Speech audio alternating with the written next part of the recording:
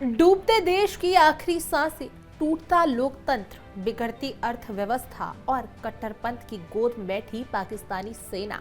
आज पाकिस्तान वही विस्फोटक मिश्रण बन चुका है जो पूरे क्षेत्र को किसी भी वक्त आग में झोंक सकता है।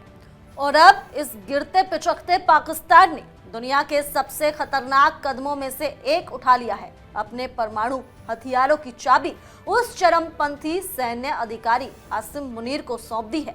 एक ऐसा फैसला जिसने पाकिस्तान को अस्थिर राष्ट्र से सीधे वैश्विक खतरे की श्रेणी में खड़ा कर दिया है। नमस्कार, मेरा नाम भावना सुखीजा है। इंडिया डेली के डिजिटल प्लेटफॉर्म पर आप सभी का स्वागत है। नमस्कार, मेरा नाम है चित्रांजलि। और आज दक्षिण एशिया एक बार फिर उस खतरनाक मोड़ पर खड़ा है जहां पाकिस्तान अपने ही लोगों के साथ साथ पूरे इलाके के लिए सबसे बड़ा खतरा बनकर उभरा है। आर्थिक बर्बादी, राजनीतिक अफरा तफरी और कट्टरपंथ की सड़ान से भरे इस देश में अब एक नया तूफान उठ चुका है। एक ऐसा तूफान जिसने पाकिस्तान को और भी ज्यादा अस्थिर, कमजोर और विस्फोटक बना दिया है। हम बात कर रहे हैं आसिम मुनीर की, उस सैन्य अधिकारी की जिसे पाकिस्तान की संसद ने संविधान बदलकर अब पूरे देश का असली शासक बना दिया है।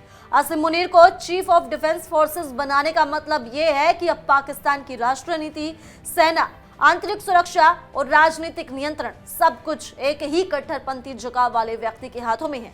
और जब यह नियंत्रण उन परमाणु हथियारों तक पहुंच जाएगा जो पहले ही दुनिया के लिए चिंता का विषय रहे हैं, तो ये कदम सिर्फ पाकिस्तान की समस्या नहीं रहता, ये दुनिया की सबसे बड़ी सुरक्षा चुनौती बन चुका है। और ठीक इसी पृष्ठभूमि में एक चिट्ठी सामने आती है।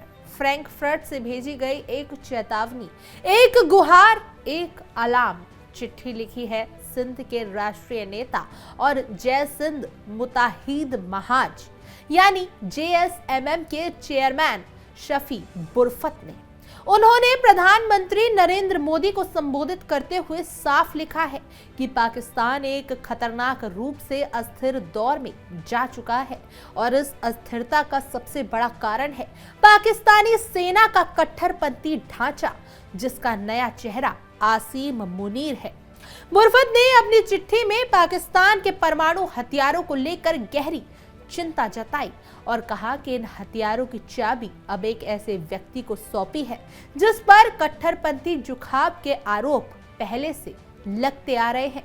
सिर्फ सिंध नहीं बल्कि पूरे दक्षिण एशिया के लिए जानलेवा खतरा है। ये खतरा इतना बड़ा है कि अंतर्राष्ट्रीय स्तर पर भी इसे हल्के में नहीं लिया जा सकता।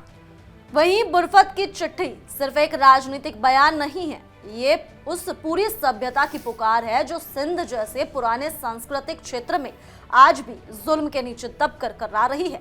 चिट्ठी में उन्होंने लिखा कि सिंध की प्राचीन संस्कृति और उसके लोग दशकों से पाकिस्तान की सेना, चरमपंथियों और बनावटी सरकारी सिस्टम के दमन का सामना कर रहे हैं।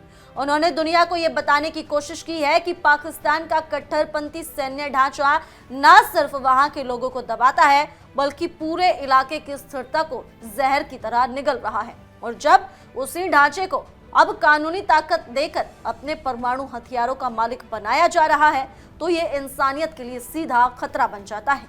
उन्होंने इसे इंसानियत के लिए अलार्म कहा है, एक ऐसी चेतावनी जिसे नजरअंदाज करना दुनिया के लिए बहुत महंगा साबित हो सकता है।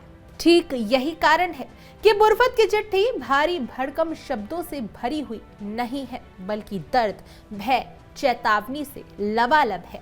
उन्होंने साफ लिखा कि सिंध का देश पाकिस्तानी गुलामियों को हमेशा से ठुकराता आया है क्योंकि पाकिस्तान अब एक ऐसा कट्टरपंथी सैन्य और अस्थिर ढांचा बन चुका है जो अपने पड़ोसियों को, अपने क्षेत्र को और दुनिया को खतरे में डाल रहा है। बुरफत ने कहा कि हम जीना चाहते हैं, हम सम्मान चाहते हैं, हम आजादी चाहते हैं। ये सिर्फ मांग नहीं है, ये उन करोड़ों लोगों की आवाज है जो पाकिस्तान की टूटती दीवारों के नीचे दबकर भी अपनी पहचान बचाए रखने की कोशिश कर रहे हैं। उन्होंने चेतावनी दी है कि जब तक पाकिस्तान का कट्टरपंथ, आतंकवाद और उनका गैर जिम्मेदाराना न्यूक्लियर रवैया खत्म नहीं होता, तब तक इस क्षेत्र में स्थायी शांति की कोई संभावना नहीं है। उन्होंने कहा कि सभ्य दुनिया को इस खतरनाक सिस्टम का सामना करना होगा, इसे उजागर करना होगा और इसे समाप्त ही करना होगा। और सबसे बड़ा सवाल यही है क्या दुनिया इस खतरे को सही समय पर पहचानेगी?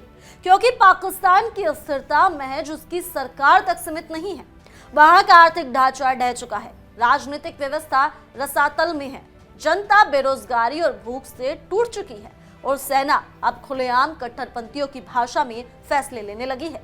ऐसे माहौल में परमाणु बमों की कमान आसिम मुनीर जैसे व्यक्ति को देना दुनिया को एक ऐसी स्थिति में धकेलना है जहां से वापसी शायद संभव ना हो।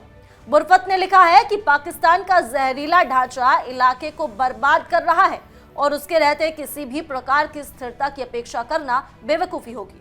उन्होंने इस बात पर जोर दिया कि भारत जो न्याय, लोकतंत्र और सभ्यता की धरती है, उसे उन दबे कुचले देशों और सभ्यताओं का साथ देना चाहिए जो पाकिस्तान के दमन से आजादी चाहते हैं।